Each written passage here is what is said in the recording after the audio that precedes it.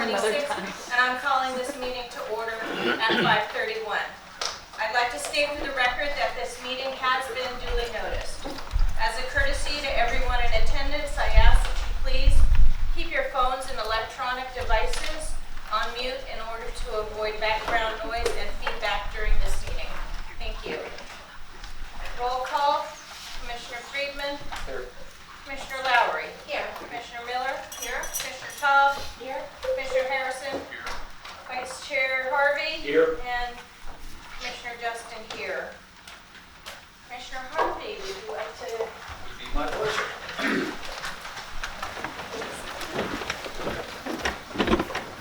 I pledge allegiance to the flag of the United States of America and to the republic for which it stands, one nation, under God, indivisible, with liberty and justice for all.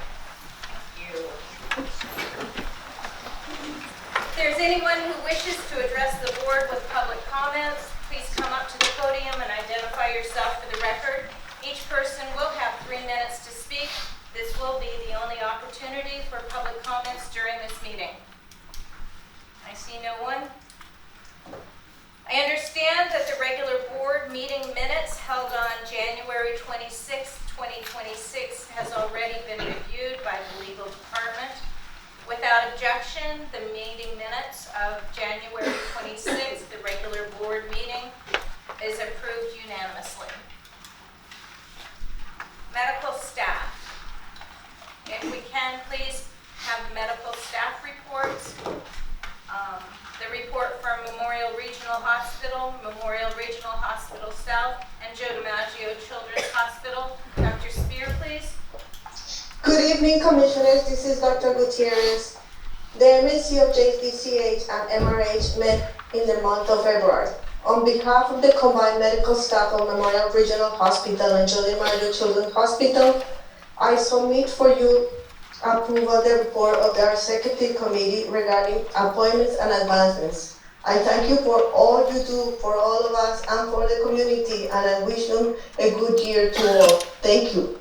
Thank you very much. A report for Memorial Hospital West, please. Dr. De La Cruz. Good evening, Commissioners. The Medical Executive Committee at Memorial Hospital West met on February 9, 2026. I am this evening respectfully presenting to you its recommendation for appointments, advancement, etc. for your approval. Thank you very much. Thank you, Dr. De La Cruz. The report for Memorial Hospital Miramar, please. Good evening, Commissioners. The Memorial Hospital Miramar Medical Executive Committee met on February 11, 2026, and I present to you its recommendations for appointment advancements, etc. Thank you. Thank you very much. And the report for Memorial Hospital Pembroke, please. Dr. Ucat. Good evening, Commissioners. The MEC met on February 11th with the medical staff of Pembroke, and on behalf of the medical staff of Memorial Hospital Pembroke, I submit for you the report of advancements and appointments for your consideration. Thank you. Thank you.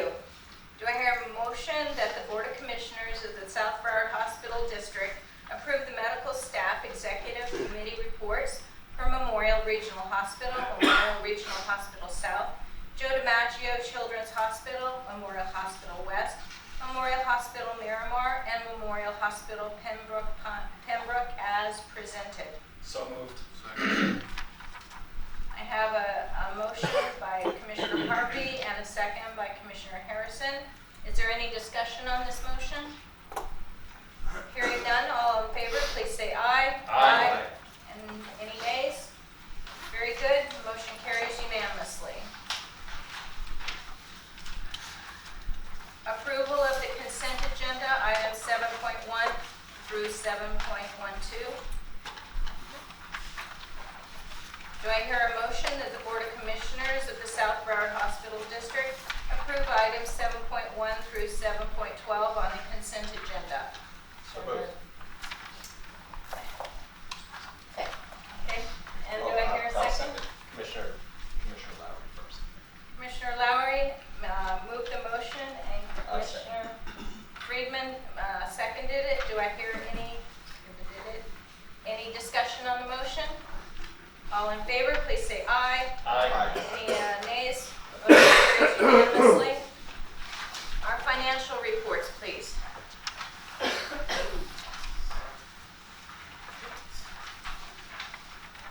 evening, Commissioners.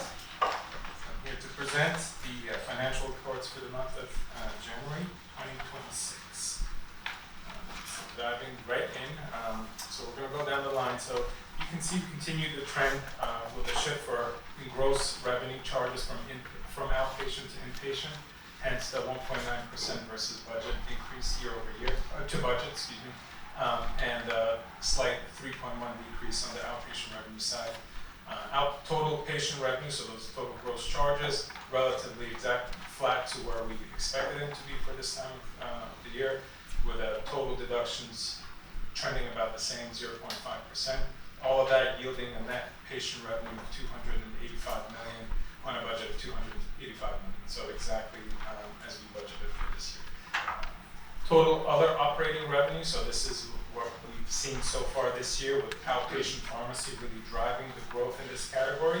We saw about $3.7 million in outpatient pharmacy revenue here. You'll see the corresponding increase on the supply line item when we get to that. Again, that's been a source of growth for us for the entire year and continues to do really, really well. We're expecting to end the year in the $35 million range for that outpatient pharmacy, which is up significantly over prior year. Last year we ended somewhere around $29 million, so really good growth. Salaries and wages managed very effectively. Paid EOB, so how we manage staffing on a day-to-day basis, down about 6%. And then in addition to all our other efforts around length of stay, throughput, and just being more efficient, yielded almost a $6 million versus budget decrease. Employee benefits, same thing, 5.5. We had some true-ups this month that took place from the previous year, in addition to just lower benefits expenses. Pro fees continue to do well here, minimized our use on outside consultants, legal as well, and so again, yielding that 736 versus below versus budget, so that's 8.4%. Supplies, I mentioned the $3.7 million on the revenue side. Here you see the majority of that growth is in the pharmaceutical, so on the drug side. Again, there's a margin at the end of the day, but if you look at supplies, we didn't expect the revenue and the volumes to be up, and so we did not budget for those supply expenses. Purchase services relatively flat, 0.7%, so right on target. Facilities down, the majority of that is in repairs and maintenance projects, late projects, issues with permitting, about $600,000 of that at between regional and West. Under depreciation, and the other operating expense, just a variety of smaller decreases versus budget, yielding $294.5 million in total expenses. Again, we saw which is $11 million below budget. Again, with the make under the net revenue with that outpatient pharmacy of 3.7, we get to an income from operations of 24 million versus a budget of 10. So it's a really good month for us. And really interest, tax, everything's in line. Unrealized market was decent in January. And then on the investments and other, obviously we don't budget for unrealized gains and losses because we don't know what the market's going to do. Hence that zero there. All yielding to an excess of revenues over expenses of 40.3,385 versus a budget of 15 million. And if we jump over to the year-to-date number, I'll just highlight the income from operations. So that's line Q. We're at 184 million on a budget of 81 million for almost $103 million make. So far, really stellar year for us. And we'll continue pushing with all our efficiency initiatives and everything else that we have. Glad to take any questions. Irfan for line W, do you recall where we were end of fiscal year last year? For line W. we can go, so if we go to this page here, it's although smaller, but it gives you both budget and last year. So if you look at excess and a deficit of revenues over expenses, last year we're at 328. But remember, last year that included $80 million of FEMA reimbursement in that number. So if you normalize that through 28, we would be at 240. Right. So we're at 380. Wow. Huge. Thank you. I want to make sure I was reading that correctly. Yeah. Numbers so big. Any other comments? Thank you. Okay. Item 9, please. President CEO report.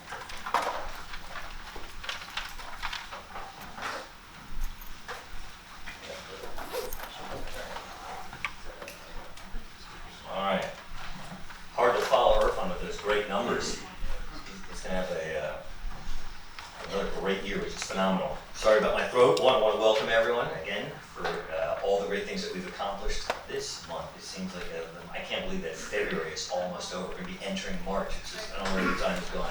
So why don't we flip over to our first screen across the system. If you take a look at this, Memorial Hospital West was recognized as the International Stroke Conference by the American Heart Association. Joe DiMaggio honored as hospital. It's really solutions for patient safety, which is a very big honor. This is the solutions really for a collaboration with more than 150 children's hospitals across the U.S. and Canada. So they fully recognize Joe DiMaggio for the month, which is a big win. Heartbeats and Heroes. This event celebrated Memorial's ED teams, along with all of our incredible EMS partners in the community, and saw both them reunite with the cardiac folks. So we had arrest survivors, and if you were able to watch any network, it was on all of them. I think it was, if I ask her, I think it was NBC, CBS, ABC. So we got some really great coverage on that. But it's really nice to capture the reunions of those folks that went well. And then as you look at the very last one, our Better Together 1 year of progress, I can't believe we did Better Together over a year ago. And that collaboration continues to this day. We've held multiple events, not only here, but really across the county. You can see Malia, who is out and about in the community. She was kind of leading this off of both of the systems, but you can see Dion on the left, right, Leonard and Tammy. These folks are going out into the community nonstop, and they're doing one city at a time and be healthy. What's impressive is the continued collaboration with the overall calls that we're starting to receive from the local municipalities asking if we could come to their community and continue to do more. They love the services, health screenings. We just had one, Be Healthy, on Saturday for Water. That was the third city that Broward Health has been doing. They've been tracking and trying to emulate or copy what Memorial's done. Memorial has really been at the forefront of getting out to the community and providing all these additional services. So it's nice to see a 1 year anniversary. They have a tremendous number of 6 working groups, and they have actual real KPI metrics that they're following. And at this one, they even bragged with the University of Florida, who's there in attendance to help actually take a look at all the numbers and verify those things for them. Next we have, I like this new format here. What do you think about this? I put this up here every time, and I don't have to have it up if you don't like it, but I think it's so impressive, not only for you, for the audience. Your physicians know this firsthand, and your clinicians. But look at that, almost 1.5 million patient encounters throughout. That's truly a huge number. That's about 2.5% increase. 5-star rating for Memorial Primary Care. That's a big thing. That's on your surveys. 100,000. I can't say if some of the others. 100,000 in grant for more services for our seniors. This is a great program. It's actually from JM Families. So it's nice to see that some of the bigger organizations and companies, not just here in Broward, but in Palm Beach, are delivering and doing more for our folks. The next one is, as you know, Tim, Marilyn, and Jennifer, they love to be out in the community. They love to meet with people. They love to do great things. That number is unbelievable, but over 21,000 attendees so far at a total of, I don't think it says it up there, but it was about 28 events. So a lot going on there. And then there was one more. Let's see if I can spot it up there. Oh, there's 4 million. The 4 million is to really bolster our current budget and ensure that we can complete the important work. But this construction dollars were given to us by, it's really federal funding. It's $4 million. So I don't know if Phil is here. He should be jumping up and down.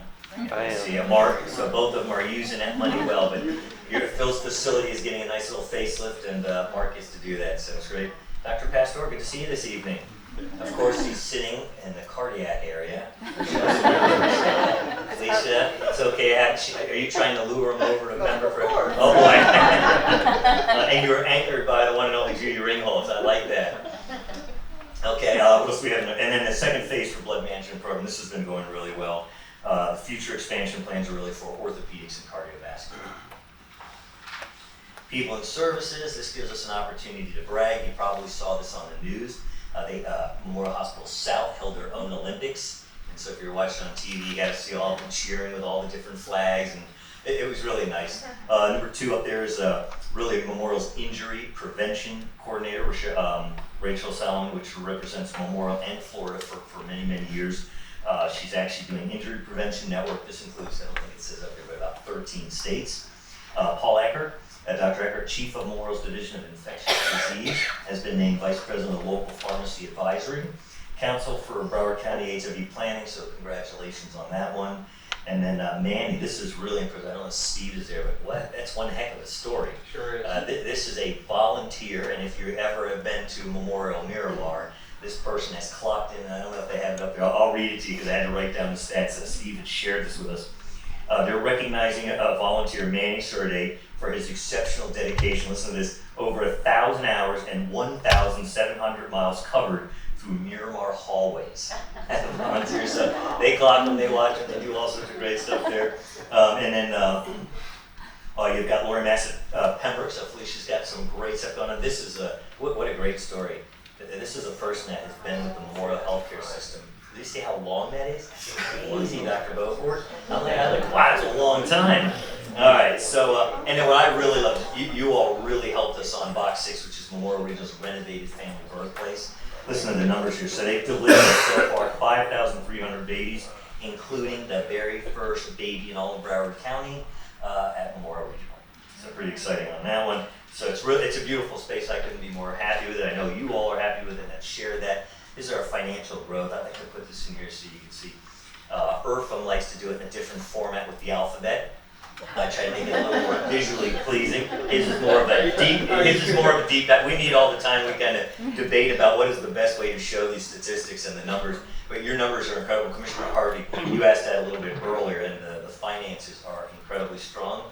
But I like to show you kind of a snapshot because it's great about having financial independence and financial strength, but growth is also a key element for that. So if you look at the system overall, it's almost 13% admission increase. Regional 8.4, Joe D, look at that, that's crazy, 31.7. Memorial Hospital Miramar 23.3, and then Memorial South, they're continuing to grow their net revenue there about 6%. Pembroke, Felicia, you got a lot of good stuff going on at Pembroke. And then the other thing I forgot to mention was, I think it was West. I might forget. We had a proclamation, but it's really the city of Pembroke Pines. I don't know if I don't see her here today. No, Tadra, I don't see her. But she got a very nice recognition from the mayor. I have a proclamation that I will share with the board.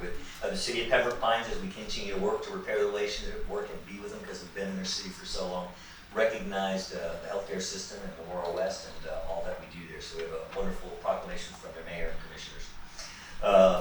And then Memorial Hospital West, you can see the increase there on admissions over prior year. So usually I love to close my report by sharing with you one fun media event, something that was on TV, something that was earned media, or giving some other stuff.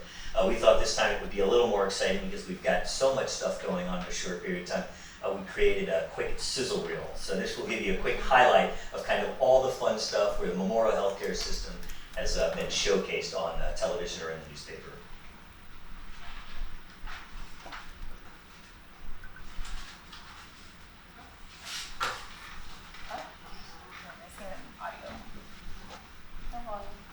Well, it's a sizzle reel without volume, so it's not a lot of sizzle.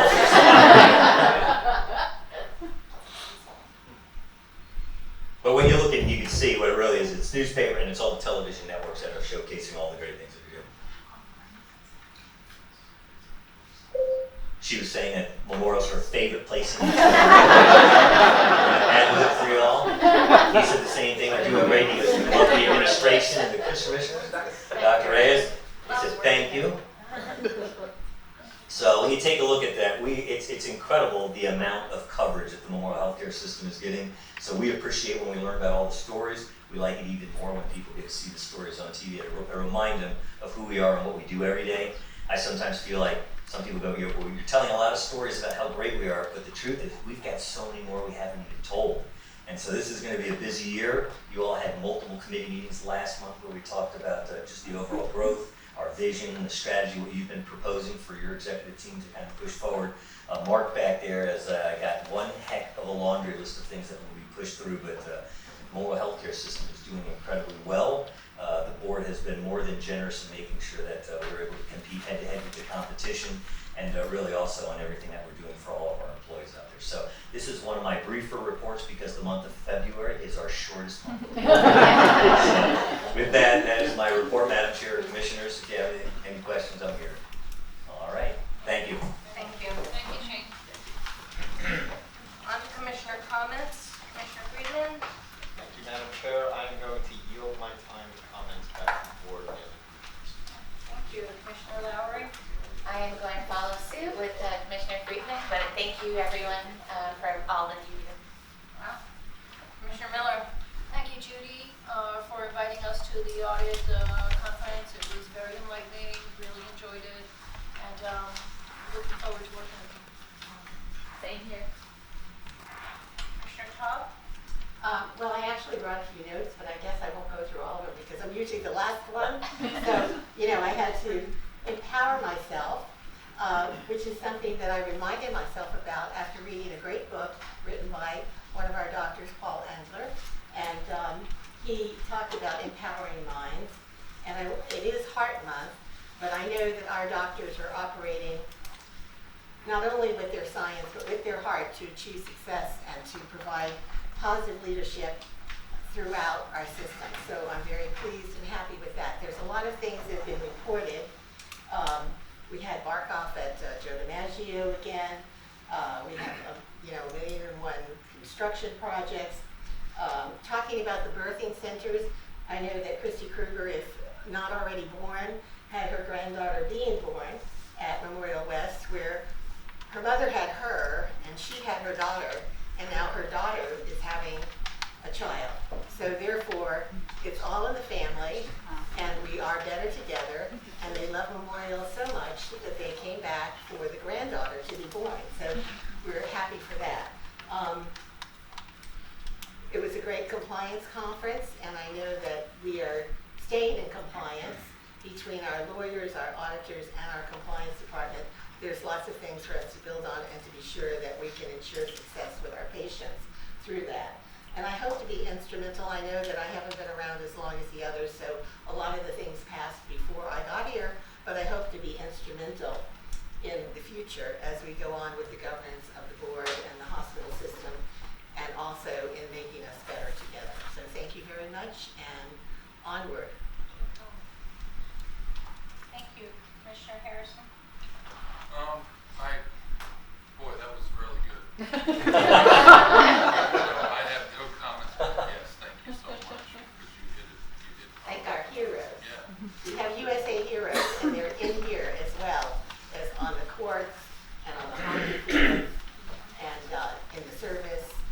We have heroes because doctors are heroes and our medical staff are heroes every day making it happen for our community and our patients. I'm sorry. But since I took notes and thought about it this time. None from me, Madam Chair. Well, I guess I'll take up your time then. Okay, so you're going to continue to see efforts to strengthen the collaboration between the North and the South hospital districts. The purpose of greater cooperation is straightforward. We're trying to enhance healthcare access to our patients and their families while we're delivering care in a more efficient and cost-effective manner. Discussions about working together are not new. Archives in the South Florida Sun Sentinel dating back to the 1980s document conversations about potential ways systems might collaborate, and importantly, the districts have always operated independently and as separate public entities. Historically, leadership has included discussions during the tenure of Frank Sacco. He explored opportunities for cooperation with the North Broward Hospital District, and these efforts reflect a long-standing collaboration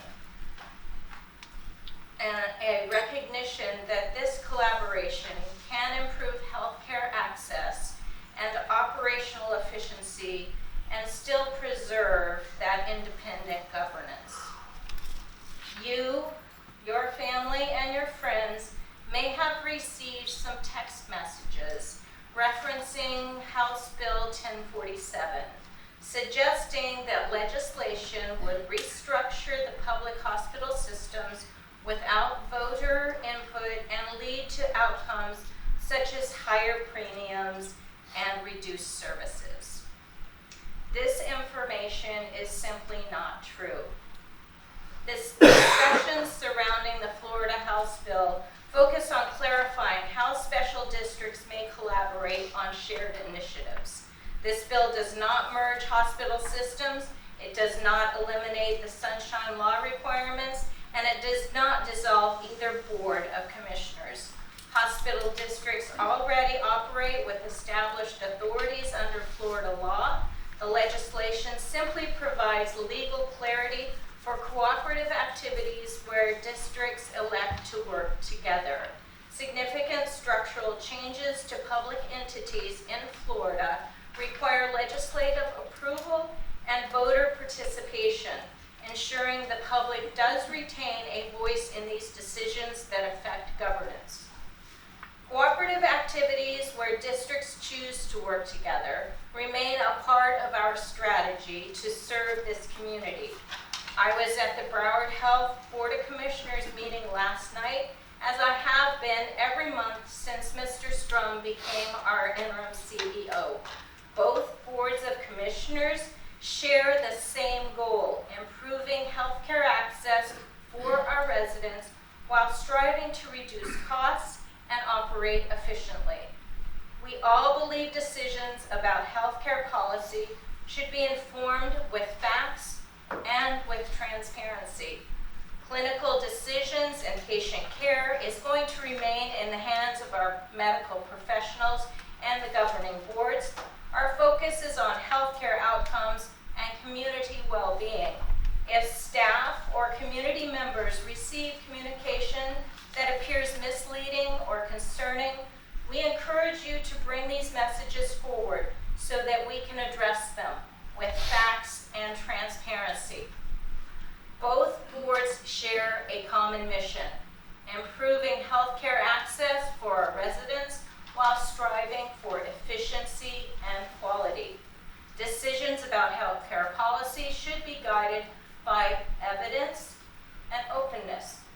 I thank our medical staff and community for their dedication to this engagement.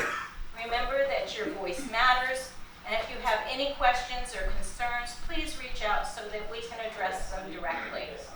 Working together, we can continue to provide that exceptional care and strengthen the health of our communities.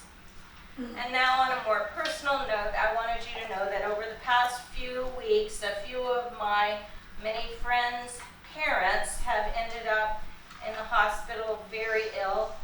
Some of them children have ended up at Joe DiMaggio with neuroblastomas and things like that. And in so many of these cases, we braced ourselves for the possibility that these people may not come home. These were difficult moments, and they remind us how fragile health can be and how much we rely on your skill and your compassion for those who care for our loved ones.